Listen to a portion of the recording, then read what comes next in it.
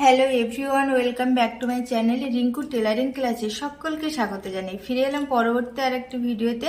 আজকে আমি তোমাদের শার্ট কাগজে কাটিং করে দেখাবো। আগের একটা ভিডিওতে তোমাদের শার্ট আমি ড্রয়িং করে বোর্ডে দেখিয়ে দিয়েছি, আর আজকে তোমাদের কাগজে কাটিং করে আমি দেখিয়ে দেবো। সম্পূর্ণ আমি ইঞ্চিতে দেখাবো, মানে যেটাই আমি তোমাদের বোর্ডে দেখিয়েছিলাম ড্রয়িং করে সেটাই আমি কাগজে কাটিং করে দেখিয়ে দেবো। তো তোমরা চলো দেখে নাও।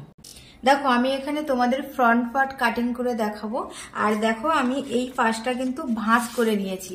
এই পাশটা ভাঁজ করে নিলেও হবে, আবার খোলা সাইড নিলেও হবে, কেননা আমাদের ফ্রন্ট পার্টের সামনে কিন্তু কাটা থাকে বোতাম, আর বোতামের ঘর করতে হয়। সেই জন্য দেখো এটা তোমরা জয়েন্টও নিতে পারো, পরে কেটে নিতে পারবে, আবার কাটাটাও নিতে পারো। তো দেখো আমি প্রথমেই এখান থেকে দেখাবো। প্রথমে আমি তোমাদের ঝুলের মাপটা দেখাবো। দেখো এখানে আমি ধরেছি, এইখান থেকে প্রথমেই ঝুলের মাপ নিয়ে নেবে। ঝুলের মাপ ছিল আমাদের 26 ইঞ্চি, আর তার সাথে আমরা 1 ইঞ্চি যোগ করে নিয়েছিলাম। তো দেখো এখানে টোটাল আমার আছে 27 ইঞ্চি। তো 27 ইঞ্চি আমি ঝুলের জন্য নিয়ে নিলাম। তো দেখো আমি প্রথমেই তোমাদের ড্রয়িংয়ে কি দেখিয়েছিলাম, যে আমরা প্রথমেই শোল্ডার ডাউন করতে হবে আমাদের। দেখো শোল্ডার ডাউন আমি এখান থেকে করব 2 ইঞ্চি। দেখো এখান থেকে 2 ইঞ্চিতে আমি একটা শোল্ডার ডাউন করব। আর শোল্ডার ডাউন করার পরে কি করেছিলাম, চেস্ট ডাউন করেছিলাম। চেস্ট আমি কততে ডাউন করেছিলাম, 8 ইঞ্চিতে চেস্ট ডাউন করেছিলাম। আর তারপরে ডাউন করেছিলাম এস্টোমাস ডাউন করেছিলাম 15 ইঞ্চিতে। তো দেখো আমি এখানে 15 ইঞ্চিতে এস্টোমাস ডাউন করে দিলাম। দেওয়ার পরে এটা হলো আমাদের এই পর্যন্ত, এটা হলো লেন্থ। এখানে লেন্থ হলো আমাদের এখানে 27 ইঞ্চি। দেখো এখানে যে আমি শোল্ডার ডাউন করেছি 2 ইঞ্চিতে, সেখান থেকে আমি একটা সোজা লাইন টেনে দিই। তারপরে দেখো এখানে আমি চেস্ট ডাউন করেছি 8 ইঞ্চি। 8 ইঞ্চি থেকে আমি একটা সোজা লাইন টেনে দিচ্ছি, সোজা লাইন টেনে দিলাম। তারপরে এখানে এস্টোমাস ডাউন করেছি 15 ইঞ্চি। দেখো 15 ইঞ্চিতে ডাউন করেছি, আমি এখানে সোজা একটা লাইন টেনে দিচ্ছি। তাহলে আমি যেগুলো ডাউন করেছি সেগুলো আমি টেনে দিলাম, লাইন টেনে দিলাম। এই যে আমরা ডাউন করে নিয়েছি, এইবার আমরা কি করব, যে বোতামের ঘর বা বোতামের যে লাগানোর যে জায়গাটা, সেইটা আমরা করার জন্য প্রথমে 2.5 ইঞ্চিতে করে একটা করে মার্ক করে দেব। তো দেখো আমি যেগুলো ডাউন করেছি সেখান থেকে 2.5 ইঞ্চি করে একটা করে মার্ক করে দিচ্ছি। দেখো করে মার্ক করে দিয়েছি। এবার আমি সোজা দেখো যেখান থেকে মার্ক করেছি 2.5 ইঞ্চি করে, সেখান থেকে আমি লাইন টেনে দিচ্ছি। তাহলে দেখো এই যে 2.5 ইঞ্চি করে আমি বাদ দিয়েছি, এটা কিন্তু আমাদের বোতামের ঘর বসবে, বোতাম বসবে প্লাস বোতামের ঘর তৈরি হবে এখান থেকে এইটা দিয়ে। এইবার দেখো আমরা এখান থেকে কি করব, এইখান থেকে আমরা গলার যে কলার বসানো হয় সেই জায়গাটা বের করব। তো তার জন্য আমরা কি করব, এখানে 2.5 ইঞ্চিতে মার্ক করব। দেখো এই যে 2 আর এই 2.5, তাহলে এখানে আমি 2.5 ইঞ্চিতে একটা মার্ক করেছি। ওটা দেখো এখান থেকে আমি এই জায়গায় বক্স তৈরি করে দিচ্ছি। দেখো সুন্দর করে এরকম ভাবে রাউন্ড করে এখানে বক্স করে দেবে। এখানে আমি কিন্তু 2.5 ইঞ্চি নিয়েছি, 2.5 ইঞ্চি আমি এটা গলা, সামনের গলাটা তৈরি করার জন্য এখানে বক্স করে নিয়েছি, নিয়ে রাউন্ড শেপ করে দিই। তো এইবার আমরা প্রথমেই কি করব, আমরা এবার শোল্ডার শোল্ডার বের করব। শোল্ডার হলো আমাদের 15.5 ইঞ্চি। 15.5 ইঞ্চিকে হাফ করে নেব, হাফ করে নিলে হবে 7.75 ইঞ্চি। তো দেখো আমি এখান থেকে 7.75 ইঞ্চি আমি দাগ টেনে নিচ্ছি।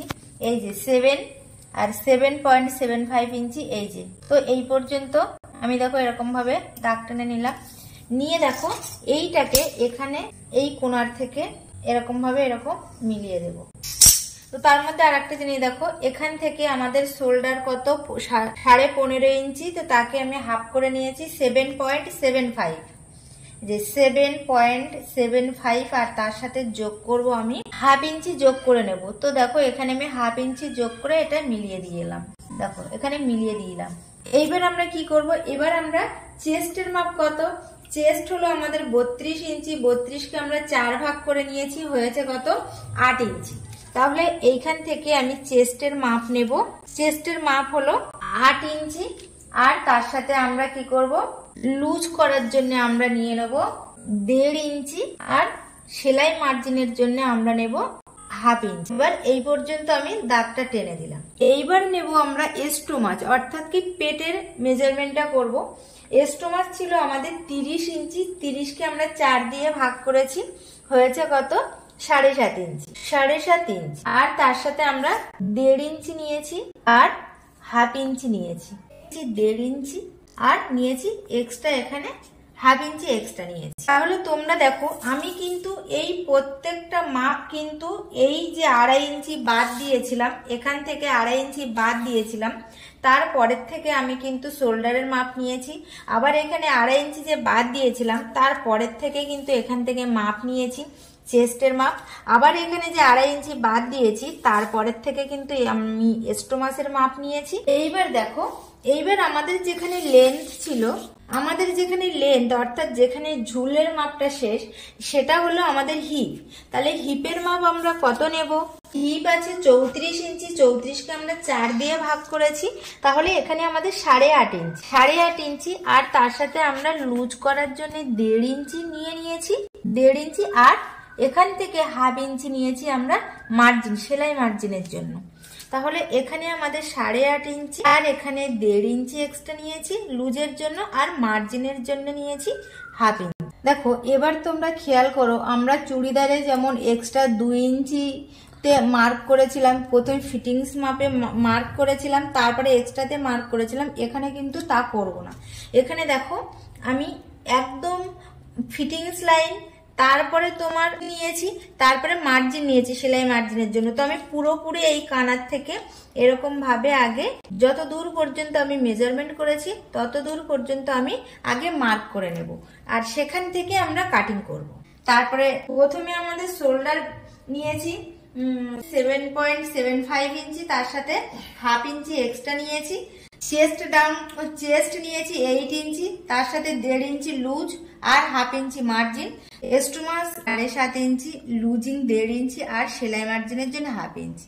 সেম ভাবে এখানে লেন্থের থেকে আমরা হিপের মাপ নিয়েছি 8.5 ইঞ্চি, 1.5 ইঞ্চি লুজ করেছি, হাফ ইঞ্চি সেলাই মার্জিনের জন্য দিয়েছিলাম। এবার আলতো ভাবে দেখো আমি এই যে ফিটিংস লাইনের একদম যে লুজিং তারপরে যে মার্জিনটা নিয়েছিলাম সেখান থেকে আলতো হাতে সুন্দর করে এখানে মিলিয়ে দিয়েছি। এইবার আমরা এটা কাটিং করব। দেখো এইবার আমরা এখানে কাটিং করব। দেখো প্রথমে আমরা এই সামনের গলার এইটা আমরা কাটিং করে দেব। তো দেখো এইটা আমরা কি করে কাটিং করব, এরকম ভাবে। কখনোই কিন্তু মনের ভুলেও এইটাকে কাটিং করা যাবে না। দেখো এটাকে কাটিং করে নিয়েছি, এইবার আমরা এখান থেকে এটা কাটিং করে নেব।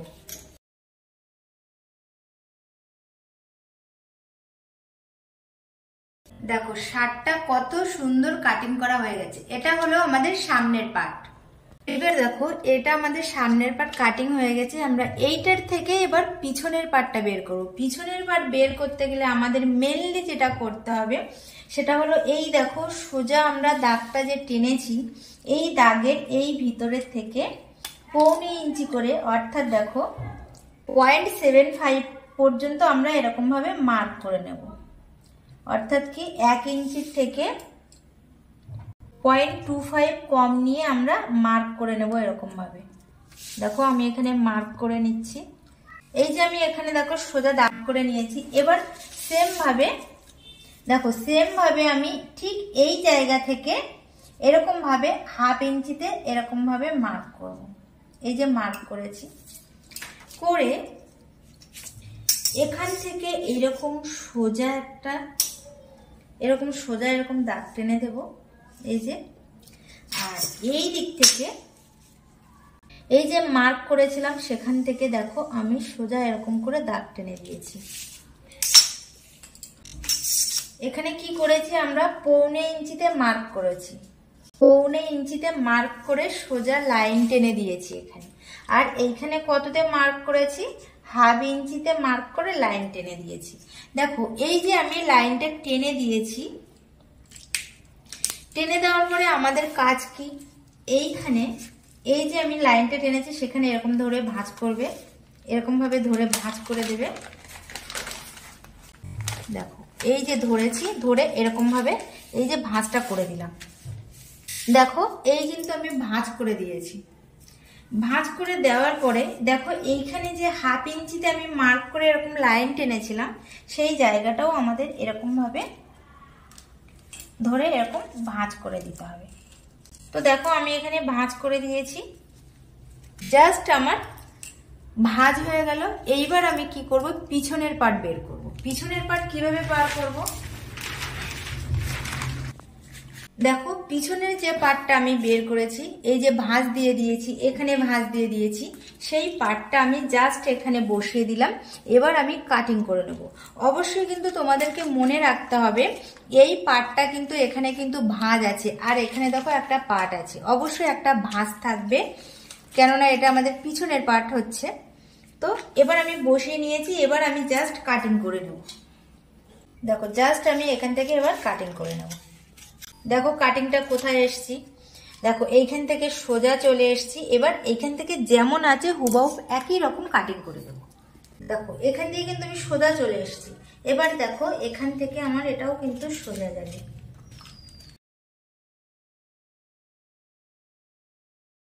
তাহলে এখানে দেখো এই যে এটা আমার সামনের পার্ট, আর এইটা কিন্তু পিছনের পার্ট কাটিং হয়ে গেছে। এইবার আমাদের আর যে বাদ বাকি যেগুলো ছিল সেগুলো কাটিং করতে হবে। তো তোমরা ভালো করেই জানো যে পিছনের পার্টে তোমার কাঁধে একটা পার্ট জয়েন করতে হয়, সেটার নাম হলো ইয়োক পার্ট। ইয়োক পার্টটা আমাদের কিন্তু ডবল ভাঁজে কাটতে হয়, অর্থাৎ কি এইদিকে থাকবে দুটো ভাঁজ আর এইদিকে আমাদের চারটে পার্ট থাকবে, কেননা পিছনের পার্টের কাঁধে যেটা জয়েন্ট থাকে সেটা হলো ইয়োক পার্ট, আর ইয়োক পার্ট দুই ভাঁজ করে চারটে পার্ট বের করতে হবে, আর এখানে আমাদের থাকবে দুটো পার্ট। দেখো কাটিং করে নিই, তারপর তোমরা বুঝতেই পারবে। তো এখানে আমাদের ইয়োক পার্ট আমরা লেন্থ নেব 5.5 ইঞ্চি। দেখো এখান থেকে 5.5 ইঞ্চি লেন্থ নেব। তাহলে আমি দেখো একবারে এখান থেকে 5.5 ইঞ্চি লেন্থ আমি এখান থেকে নিয়ে নিচ্ছি। তাহলে এখান থেকে এইটা আমার 5.5 ইঞ্চি। সেম ভাবে এই দিকেও আমি 5.5 ইঞ্চি দেখো একটা মেজারমেন্ট এখানে করে নিচ্ছি। এবার দেখো আমি এটা সোজা এখান থেকে লাইন টেনে দেবো। সোজা আমি এখানে লাইনটা সোজা করে নিলাম। এবার দেখো এখান থেকে এটা 5.5 নিলাম, 5.5, তাহলে এটা আমাদের ইয়োক পার্টের লেন্থ। এবার আমাদের ইয়োক পার্টটা কতটা নিতে হবে, আর যে মেজারমেন্ট নিয়ে কেটেছি সেই মেজারমেন্ট অনুযায়ী, বা সামনের পার্টের যে কাঁধ এখানে গলা বের করেছিলাম সেই মেজারমেন্ট অনুযায়ী আমরা প্রথমে এখান থেকে গলাটা বের করে নেব। তো এখানে আমি গলা নেব, গলার চওড়া নিয়ে নেব 2.5 ইঞ্চি। দেখো গলার চওড়া 2.5 ইঞ্চি নিয়ে নিয়েছি। এবার আমি এখান থেকে লেন্থটা বের করে নেব, অর্থাৎ পিছনের দিকের যে আমাদের ডাউন করতে হবে গলাটা, সেটা হচ্ছে 1.5 ইঞ্চি পরিমাণে। দেখো 1 ইঞ্চি আর এই 1.5 ইঞ্চি, 1.5 ইঞ্চিতে আমি মার্ক করে এখান থেকে একটা বক্স করে নিচ্ছি। দেখো বক্স করে নিলাম, নিয়ে এই যে এখান থেকে আমাদের পিছনের পার্টের পিছনের গলা এখান থেকে বের হবে। এবার দেখো এইখান থেকে আমাদের যে এইখান থেকে এই পর্যন্ত কতটা নেব, 7.35 ইঞ্চি। 7.35 ইঞ্চি যেমন আমরা সামনের পার্টে নিয়েছিলাম তেমন ভাবে ঠিক এখান থেকে 7.35 ইঞ্চি এখান থেকে বের করে নেব। তাহলে দেখো এই যে 7.35 মানে 7.25 ইঞ্চি। তো আমি এইভাবে মার্ক করে নিলাম এখানে। দেখো এখানে মার্ক করে নিয়েছি, নিয়ে এরকম ভাবে লাইন টেনে দিলাম। এই যে লাইন টেনে দিয়েছি। এইবার দেখো এই যে এখান থেকে 5.5 নিয়েছিলাম, সেখান থেকে আমি উপরের দিকে 3.5 ইঞ্চিতে একটা মার্ক করছি। দেখো এই যে আমার 3 ইঞ্চি আর এই যে 3.5 ইঞ্চি, তাহলে 3.5 ইঞ্চি একটা মার্ক করেছি। করে এইখান থেকে তোমাদের মনে পড়ছে সামনের পাটে আমি কিন্তু ঠিক এরকম একটা ক্রস এরকম মিলিয়ে দিয়েছিলাম। দেখো সেম ভাবে এখানে দিয়ে দিয়েছি। দেখো এখানে কিন্তু আমার পিছনের পাটের ইয়োক পার্ট বের হয়ে গেছে। 7.75 ইঞ্চি নিয়েছিলাম। আর আমরা কি করব, এখানে আমরা সেলাই মার্জিনের জন্য 1/2 ইঞ্চি এখানে আমরা এইভাবে ধরে নেব। তো আমি 1/2 ইঞ্চি ধরে নিয়েছি, আর এইটা ঠিক এরকম ভাবে মিলিয়ে দেব। এখানে আমাদের ইয়োক পার্ট হয়ে গেছে। এবার আমরা কাটিং করে দেব। এটা প্রথমে পিছনের পাটের আমরা গলার চওড়াটা বের করে নিচ্ছি। এবার এই সাইডটা আমি কাটিং করে নেব। দেখো ইয়োক পার্ট এখানে আমার কাটিং হয়ে গেছে। দেখো এখানে আমি বলেছি দুটো পার্ট থাকবে। দেখো এখানে কিন্তু আমাদের এই যে দুটো পার্ট আছে, এটা অবশ্যই এরকম ডাবল ভাবে এরকম ভাবে আমাদের বসবে। তো দেখো এইটা হলো আমাদের ব্যাক পার্ট দেখো আমাদের ভাঁজ ছিল সেটাকে আমি মেলে দিয়েছি এইদিকে। আর এটা ইয়োক পার্ট দেখো এটা কিন্তু এই যে ডবল থাকে, আর তোমরা জানোই এই পিছনের পার্টের এখানে আর কি কাঁধে আমাদের এই ইয়োক পার্টটা ডবল দিতে হয়। তো দেখো এটা আমাদের পিছনের পার্ট। আর দেখো কেটেছিলাম সেটা হলো এই যে দেখো এটাকে আমাদের কি করতে হবে, এরকম সামনে থেকে এই যে আমি 2.5 ইঞ্চিতে লাইন করে লাইন টেনে দিয়েছিলাম, এটা কিন্তু আমাদের অবশ্যই এরকম ভাবে কেটে নিতে হবে।